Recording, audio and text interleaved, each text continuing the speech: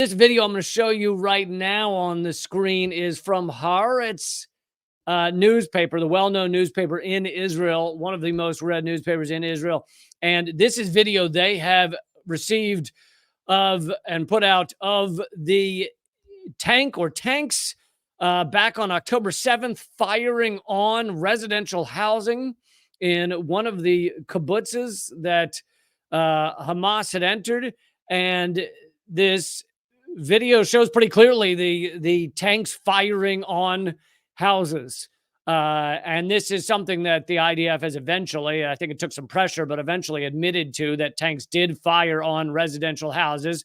And of course, I've also shown the video of one of the tank gunners admitting that they fired on civilian structures. Now, they claim they did that because Hamas was taking hostages in there. Now, as for the reasoning behind, if someone takes hostages, do you just blow up the building and kill everyone inside, including children, women, babies? I'll let you try and figure out why the hell that would be their game plan. It is called the Hannibal Directive, and Israel's had it for years now, where if someone is taking hostages, they do their best to kill the hostages and everyone around them.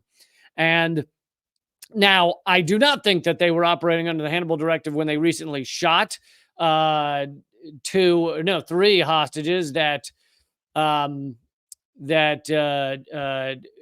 were being released or had escaped. I think being released by Hamas. They came across them, apparently three of them without shirts on, waving white flags or white shirts to signal their surrender and to say that they were hostages. And the IDF shot and killed all three of them. Is the news we've been receiving.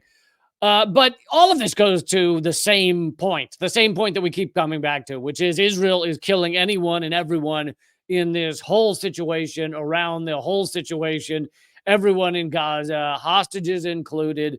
And it just is revolting and unbelievable, and whatever adjectives you can possibly throw in there to try and describe what in the hell is going on here. But I'm not going to spend that much time on the numbers. You guys know them probably because I've been covering it a lot. It actually is over 20,000.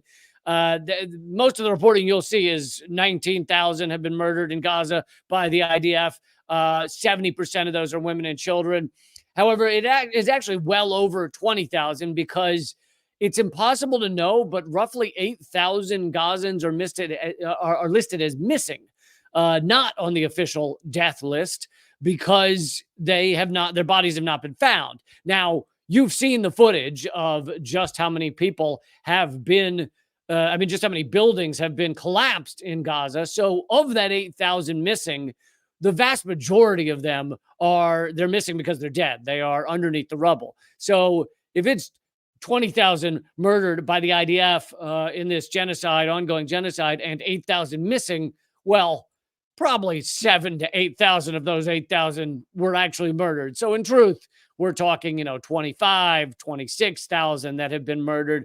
This is the rate of death and destruction. The rate of killing is far beyond anything that we've seen in recent years, recent wars. The number of children killed is far beyond anything that's been seen in recent decades. It is just an unbelievable amount of carnage. And as I've covered a lot, this is not Israel's biggest weapon that we've seen so far. Their biggest weapon, which they're hoping for, is disease. They're hoping disease and starvation and dehydration will kill more Gazans than even their bombs have so far.